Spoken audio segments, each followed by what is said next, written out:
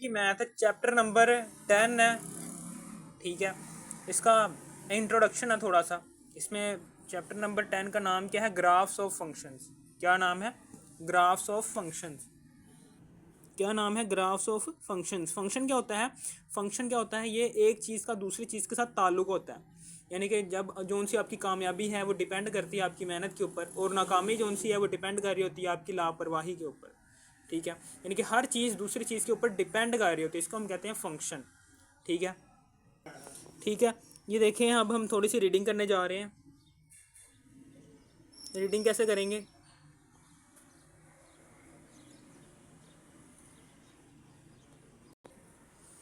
वो कह रहा है कि ग्राफ्स आर पावरफुल टूल्स।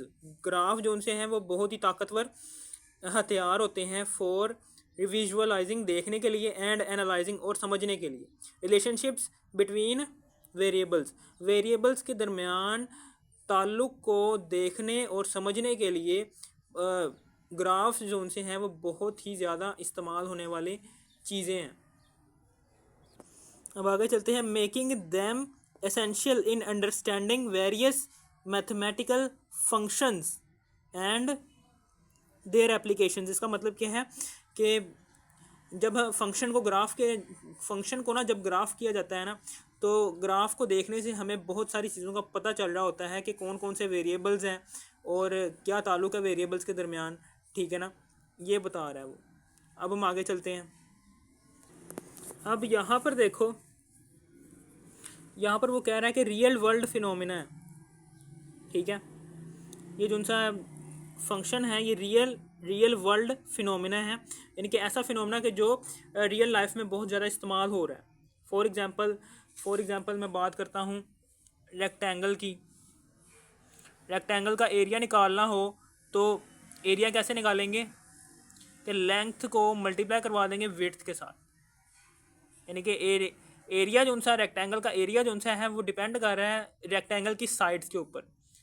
ठीक है ना, और यही फंक्शन है कि फंक्शन में एक चीज़ दूसरी चीज़ के साथ ताल्लुक़ बता रही होती है अपना।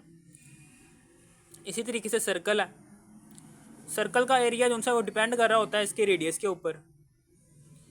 ठीक है, यानी कि एरिया इज इक्वल टू होता है सर्कल का पाई आर स्क्वायर, यानी कि एरिया, सर्कल का एरिया डिपेंड कर रहा होता है सर्कल के रेडियस के ऊपर, और रेक्टेंगल का एरिया डिपेंड कर रहा होता है उनकी दो साइड्स के ऊपर। यानी कि ये एक रियल वर्ल्ड फिनोमिना है।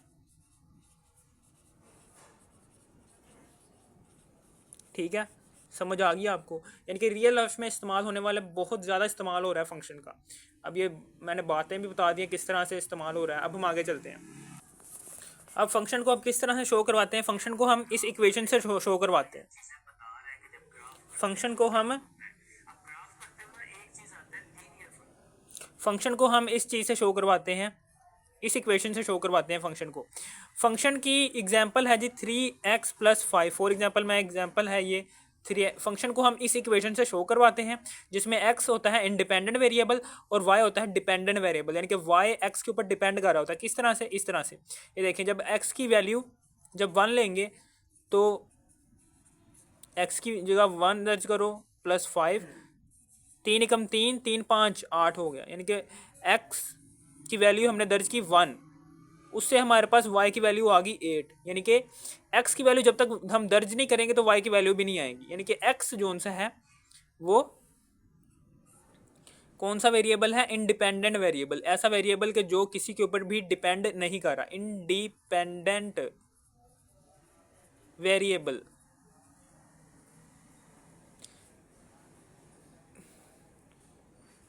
ठीक है, और ये y जो सा है y, ये चूंकि x के ऊपर डिपेंड कर रहा है इसलिए ये डिपेंडेंट वेरिएबल है, यानी कि ऐसा वेरिएबल के जो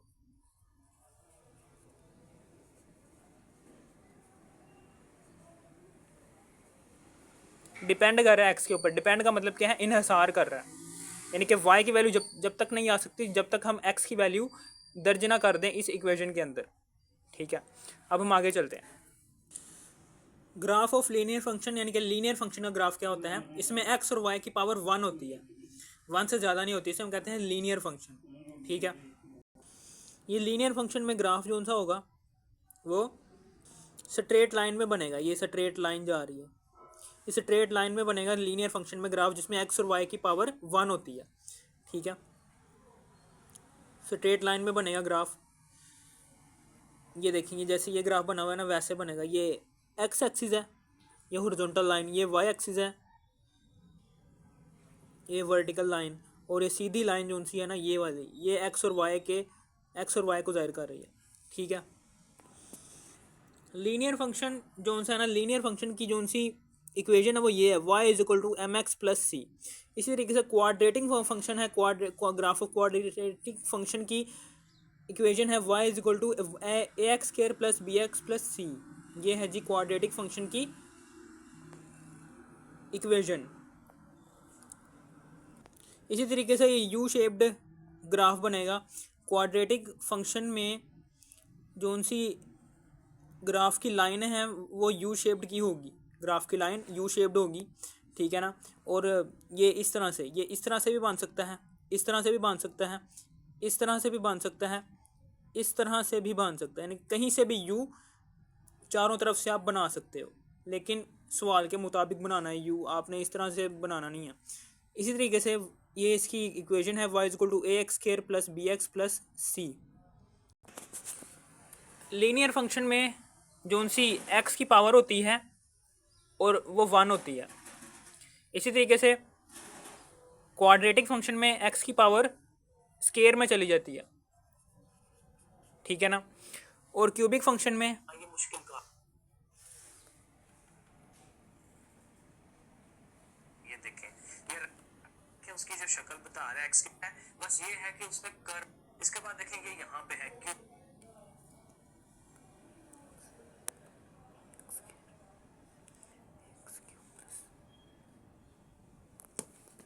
जबकि इसमें क्यूबिक फंक्शन में एक्स की पावर क्यूब में चली जाती है, A X cube plus B X square plus C X plus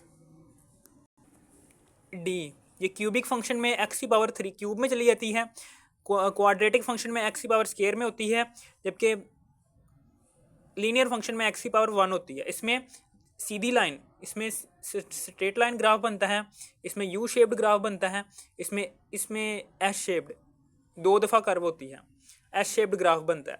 ठीक है, ये 3 हमने डिस्कस किए हैं। ये क्यूबिक फंक्शन के ग्राफ ये हैं, ये देखें 2 दफ़ा मुड़ रहा है, एक ये मुड़ रहा है और एक ये मुड़ रहा है। ये क्यूबिक फंक्शन का ग्राफ है। इसी तरीके से ये वाला भी पहले इधर से मुड़ रहा है, फिर इधर से सीधा जा रहा है। ये क्यूबिक फंक्शन के 2 ग्राफ बनाए हुए हैं। ठीक है, समझ आ गई। अब हम आगे चलते हैं। इसी तरीके से रेसिप्रोकल फंक्शन आ गया है, अगला फंक्शन है। इसमें जो सा है, इसमें इक्वेशन जो सी है वो y is equal to a over x है। इसमें x कंडीशन लग गई है, x is equal to is not equal to 0, यानी कि x जो सा है वो इक्वल टू 0 ना हो और y is equal to a over x हो। इसमें जो सा ग्राफ है वो इस तरह से बनेगा, इस तरह से बनेगा, इस तरह से जैसे ये दिखाया गया।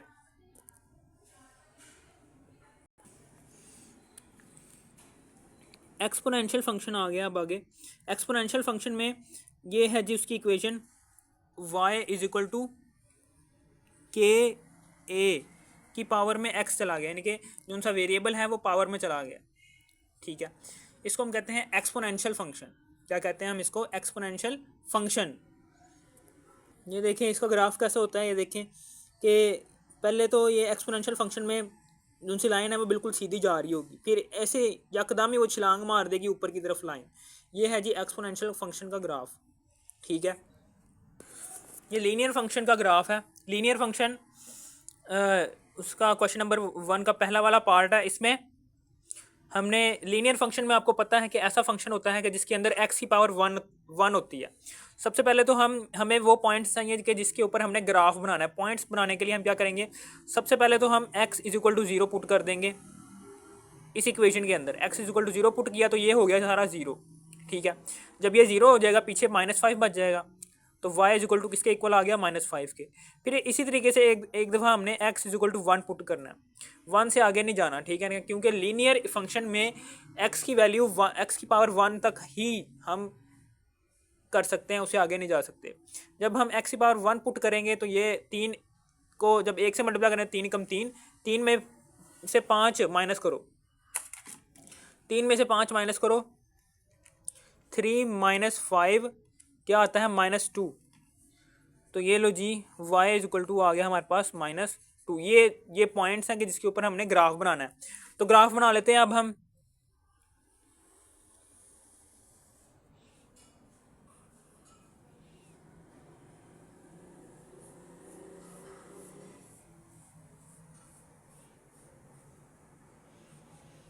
ठीक है, ग्राफ बना लेते हैं। तो x is equal to 0, x जो सा है ना, x वो 1 तक जाना है हमने। ये 0 है, ये 1 है, ये 2 है। बस यार ये 2 तक ही जाते हैं। जबकि y जो सा है वो हमने -5 तक लेकर जाना है। ये -1, ये -2, -3, -4, ये -5 तक चले गए। अब हमने सबसे पहले ये वाला पॉइंट देखना है कि x इज इक्वल टू 0 और y इज इक्वल टू -5, यानी कि इस पॉइंट पर y इज इक्वल टू इस पॉइंट पर x की वैल्यू 0 होती है, ऊपर जाए हैं तो x की वैल्यू 0 होती है, और जबकि y की वैल्यू -5 होती है। ठीक है ना, समझ आ गई आपको। अब ये वाला पॉइंट कौन सा है, इसमें x इज इक्वल टू 1, यानी कि ये 1 है, x ये है और ये y है, ये y प्राइम है, ये x डैश है। तो x की power x is equal to 1, यानी कि यहाँ से हमने लाइन खींचनी है बिल्कुल सीधी, और y इज इक्वल टू -2 है, यानी कि ये y डैश के ऊपर जाना है और -2 से लाइन हमने खींचनी शुरू करनी है, और ये पॉइंट हमारे पास आ जाएगा। ठीक है ना, ये वाला भी पॉइंट आ गया, ये वाला भी पॉइंट आ गया, ये वाला भी पॉइंट आ गया। ठीक है, अब हमने इन दोनों पॉइंट्स को आपस में मिला लेना है।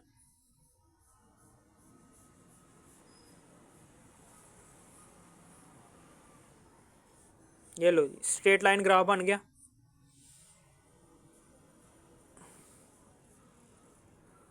यही है, ये ग्राफ बना, ऐसा ग्राफ बनेगा।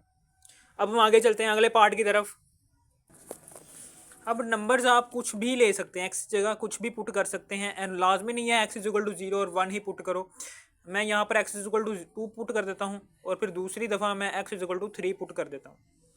जब x is equal to 2 put करेंगे तो 2 दूनी 4, तो -4 + 8 कितना होता है, -4 + 8 4 होता है। तो y इज इक्वल टू आ जाएगा हमारे पास 4। इसी तरीके से जब x is equal to 3 put किया तो -2 को 3 से मल्टीप्लाई करेंगे तो -6, 2 3 6, -6 + 8 कितना होता है, -6 + 8 2 होता है। तो y इज इक्वल टू आ जाएगा 2। ठीक है ना, ये पहला पॉइंट है, ये दूसरा पॉइंट। अब x की वैल्यू कुछ भी पुट कर सकते हैं, लाजमी नहीं है कि x is equal to 0 put करो फिर x is equal to 1 put करो। अब वो भी पुट कर सकते हो, 0 और 1 भी पुट कर सकते हो, लेकिन उसमें एक नुकसान है, आपकी वैल्यूज़ बड़ी आएंगी। ठीक है ना, तो मैं बड़ी वैल्यू से बचने के लिए मैं क्या करता हूँ, मैं छोटी वैल्यूज़ चाहिए ना मुझे, तो मैं x इज इक्वल टू 2 और 3 इसलिए पुट किया ताकि मेरे पास वैल्यूज़ छोटी बने और ग्राफ में मेरे से बड़ा ना बने। ज़ाहिर सी बात है, जब बड़ी वैल्यूज़ होंगी तो ग्राफ बड़ा बनाना पड़ेगा हमें, तो उससे बचना चाहता हूँ मैं।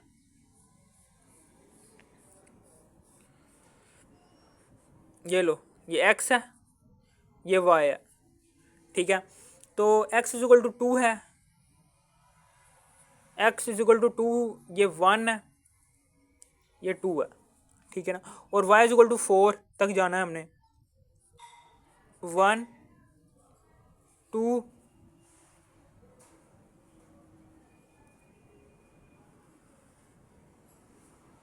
3 और 4। ठीक है ना, ये लो। अब पहला पॉइंट है जी x इज इक्वल टू 2, यानी कि x जो सा है वो हमारे पास 2 है, यानी कि x ये 2 है और y 4।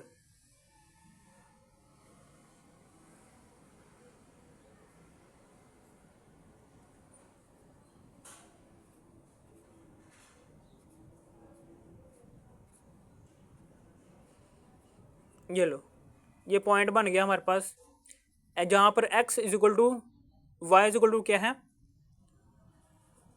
4 और x इज इक्वल टू क्या है 2 है। इसी तरीके से x is equal to 3, x is equal to 3 और y is equal to 2, x is equal to 3 और y is equal to 2।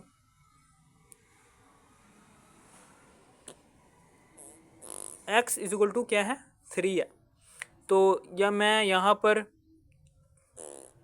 x ये 3 है, यहाँ से मैं ऊपर की तरफ जाता हूँ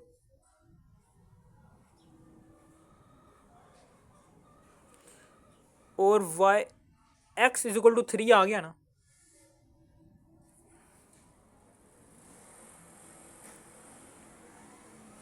x इज इक्वल टू 3 ये बन रहा, ठीक है ना। और y इज इक्वल टू क्या है जी 2 है, तो मैं 2 यहाँ से इस तरह से आगे बढ़ता हूँ 2 से, ये लो, ये 2 पॉइंट आ गए हमारे पास, ठीक है ना। और इन 2 पॉइंट्स को अब हमने मिला देना,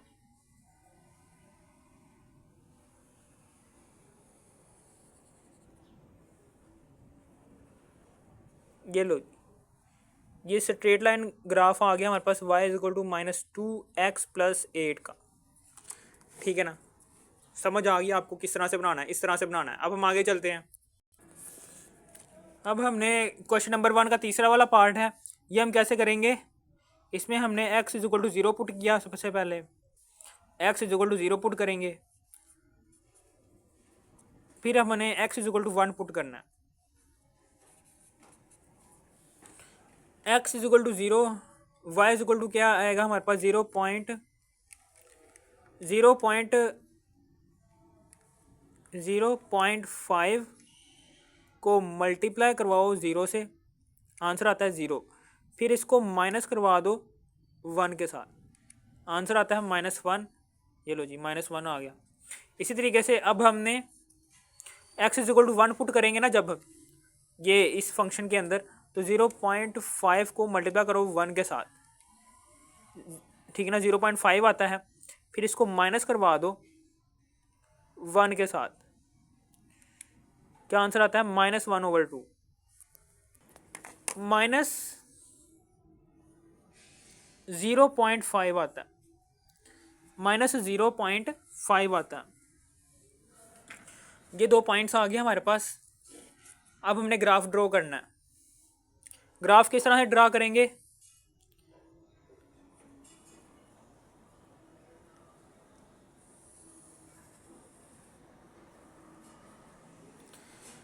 ये देखें, ये 0 है,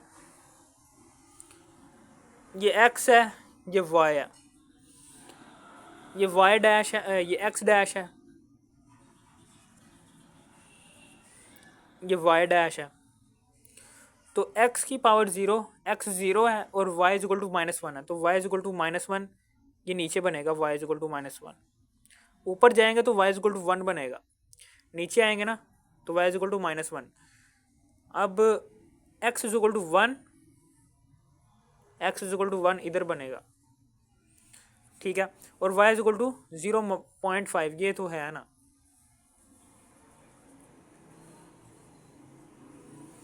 ठीक है ना। अब हमने ग्राफ ड्रॉ करना है, x इज इक्वल टू 0 और y is equal to -1। x is equal to 0, यहाँ पर x इज इक्वल टू 0 और y इज इक्वल टू -1, ये है, ये वो पॉइंट है कि जहाँ पर y इज इक्वल टू -1 होता है और x इज इक्वल टू 0 होता है, ठीक है ना। अब उसके बाद x is equal to 1, x is equal to 1 ये है, और y इज इक्वल टू 0.5 -0.5, यानी कि 0 और -1 के दरमियान यहाँ पर करके 0.5 होगा। और x इज इक्वल टू 1 है, ये लो, ये वो पॉइंट है,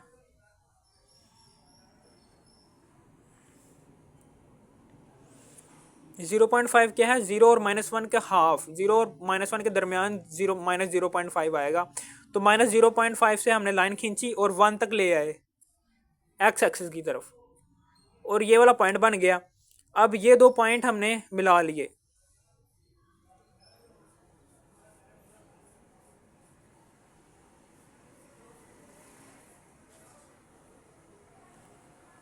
ये लो जी, ये स्ट्रेट लाइन ग्राफ बन गया हमारे पास किसका, y is equal to 0.5x-1 का। ठीक है, अब यहाँ पर देखो यहाँ पर x की, यहाँ पर क्यूबिक फंक्शन है। क्वेश्चन नंबर 2 में वो कह रहा है plot the graph of the following quadratic and cubic function, यानी कि क्वाड्रेटिक और क्यूबिक फंक्शन के अंदर आपको इक्वेशंस दी होंगी, उसका आपने ग्राफ बनाना है। तो ये क्वाड्रेटिक, ये क्यूबिक फंक्शन है आपके पास, ये क्यूबिक फंक्शन की इक्वेशन है। ठीक है ना, इसमें वो कह रहा है कि x is equal to, x बड़ा हो और बराबर हो -3.5 के, और x छोटा हो और बराबर हो 2.5 के। यानी कि अब ये देखें, अब x की वैल्यू हमने लेनी कैसे है, -3.5 से शुरू करना है x की वैल्यू को। ठीक है, और लेते जाना, फिर -3, फिर -2, फिर -1, फिर 0, फिर 1, फिर 2। पॉइंट वाली नहीं हमने वैल्यूज़ डालनी, यहाँ पर पॉइंट वाली वैल्यूज़ हमने नेगलेक्ट करनी है, चूँकि उसने बताई हुई है, हमने पॉइंट -3.5 उसने हमें बताया हुआ कि -3.5 से ही शुरू करना है हमने वैल्यूज़ को, तो इसलिए मैंने -3.5 से ही शुरू किया वैल्यूज़ लेना, और लेता जा रहा हूँ और 1 2 किसके कहाँ तक पहुँचना है, 2.5 तक हमने x की वैल्यूज़ को क्लोज कर देना है। यानी कि 2 से आगे हम 2.5 ले सकते हैं सिर्फ और सिर्फ, इससे आगे नहीं ले सकते, चूँकि हम 0.5 को, पॉइंट को हमने नेगलेक्ट करना है, तो पॉइंट को मैं नेगलेक्ट करके यहाँ पर 3 ले रहा हूँ। ये लो जी, ये हमारे पास x की वैल्यूज़ आ गई। अब हमने y की वैल्यूज़ लेनी है। y की वैल्यूज़ कैसे लेंगे, ये -3.5 को यहाँ पर पुट करते जाओ, -3.5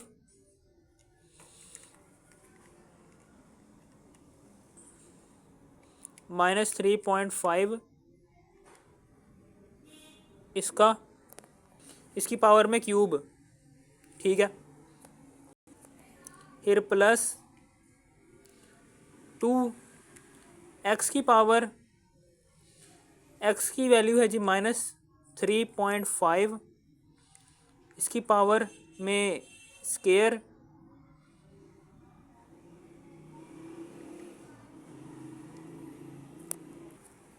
ये लो जी, हमारे पास पहली वैल्यू आ गई है -6.875। हमने क्या किया, हमने -3.5 को x की जगह पर पुट किया और हल कर दिया। इसी तरीके से ये भी ऐसे ही है, -3 हमने पुट करना है। अब हमने कैसे पुट करेंगे, x की जगह -3 पुट करो, इसकी पावर में लिखो 3 लिखना है। ठीक है, फिर आगे, फिर +2 x की वैल्यू है जी -3, इसकी पावर में लिखो स्केयर 2 लिखो, फिर -5 x की पावर x, फिर -3 लिखो, फिर -6। जब हमने -3 पुट किया x की जगह तो हमारे पास 0 आता है।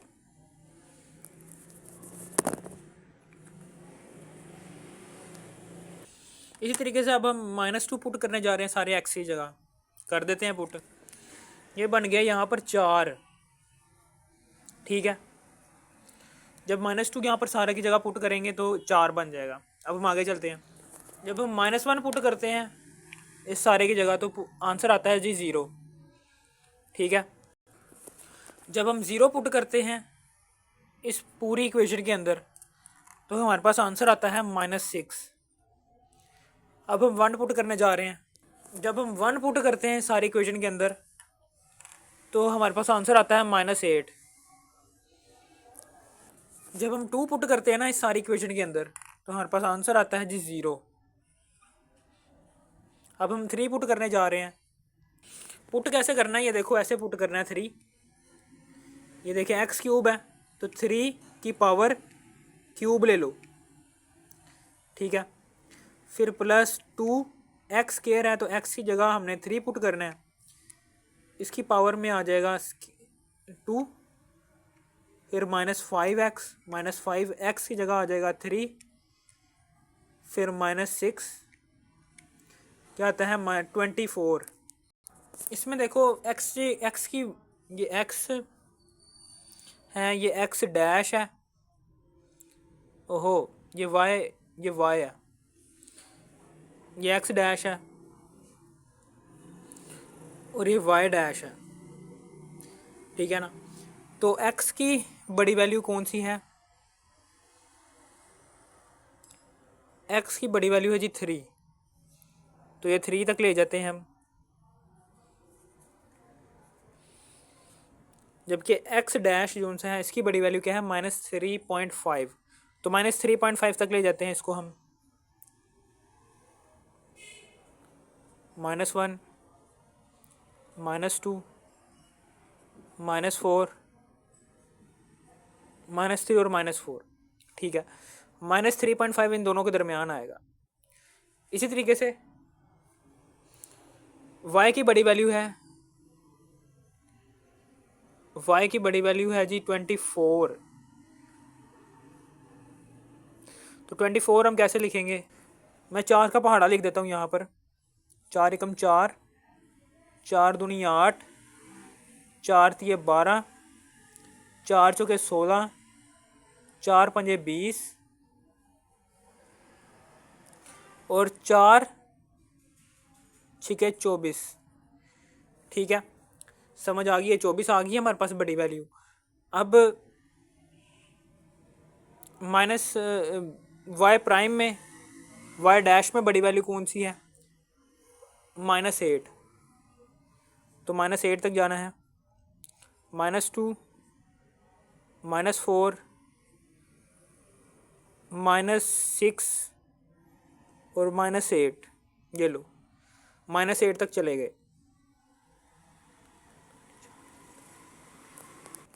ठीक है।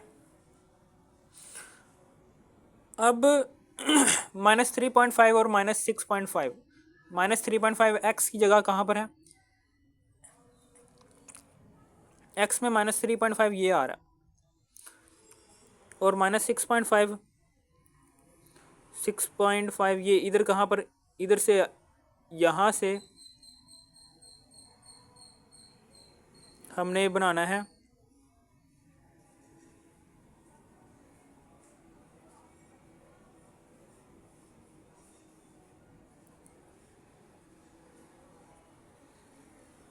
ये पॉइंट आ रहा है।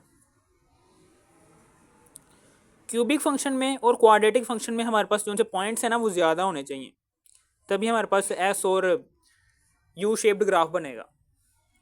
इसी तरीके से -3 और 0, -3 कहाँ पर आ रहा है, -3 ये आ रहा है, और 0 भी यहीं पर ही आएगा, -3 वाला पॉइंट ये है, तो 0 भी इसी पॉइंट पर ही आएगा, ठीक है। इसी तरीके से -2 और 4, -2 ये आ रहा है और 4 कहाँ पर आ रहा है, 4 -2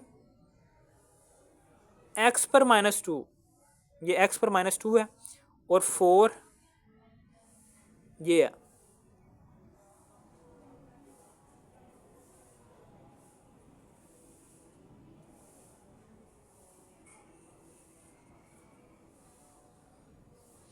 ये -2 और 4 के दरमियान ये वाला पॉइंट है।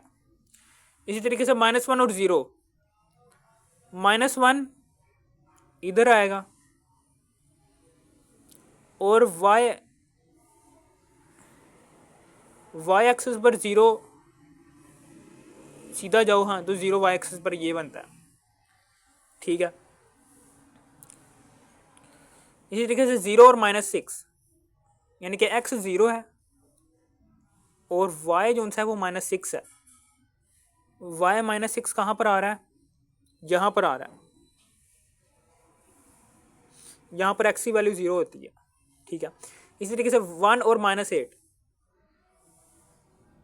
x एक्सिस पर -8 कहाँ पर आ रहा है, ये एक्स एक्सिस पर -8 ये आ रहा है, और 1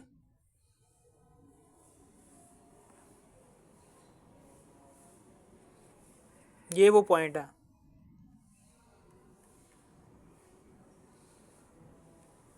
इसी तरीके से 2 और 0, 2 कहाँ पर आ रहा है, ये आ रहा है 2 ये आ रहा है, x पर 2 यानी कि x इज इक्वल टू 2 ये आ रहा है, और y एक्सिस पर 0 भी यहीं पर ही इसी पॉइंट पर, x एक्सिस पर जहाँ पर भी और y एक्सिस पर जहाँ पर भी हम पॉइंट लेंगे ना, तो वहाँ पर x और y की वैल्यू 0 हो जाती है। जब हम x एक्सिस के ऊपर कोई भी पॉइंट लेंगे तो वहाँ पर y की वैल्यू 0 हो जाती है। जब हम y एक्सिस के ऊपर कोई भी पॉइंट लेंगे तो वहाँ पर x की वैल्यू 0 हो जाती है। ये हमेशा बात याद रखना। 3 और 24 कहाँ पर आ रहा है, ये आ रहा है जी 24, ये 24 है,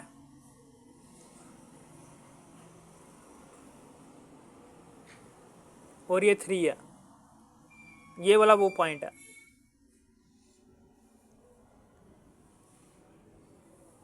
चलो अब हम ये सारे के सारे पॉइंट्स को मिलाने की कोशिश करते हैं। क्या ये एस शेप्ड बनता है?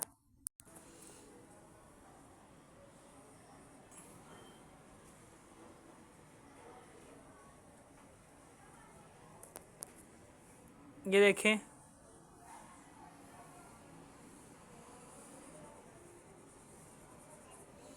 ये ले जी, ये एस शेप्ड बन गया, और यही हमें ग्राफ चाहिए था। ठीक है, समझ आ गई आपको? ये है जी क्वेश्चन नंबर 2 का पार्ट 1। ये देखें एस शेप्ड ही बनना है ना, ये देखें सारे के सारे पॉइंट्स को हमने मिला दिया और हमारे पास एस शेप्ड ग्राफ बन गया। ठीक है, अगर आपको इस वीडियो की तरह से भी थोड़ी सी भी समझ आ गई, इस वीडियो को कर दो लाइक और सब्सक्राइब और शेयर भी कर देना। अगर आपने एक्सरसाइज 10.1 के बाकी पार्ट्स देखना तो आपने इसी वीडियो के टाइटल पर क्लिक करना है। इसी वीडियो के टाइटल पर क्लिक करने के बाद इसी वीडियो के डिस्क्रिप्शन में जाने के बाद एक्सरसाइज 10.1 के बाकी पार्ट्स भी देख लेना। ठीक है ना, थैंक्स फॉर वॉचिंग मी।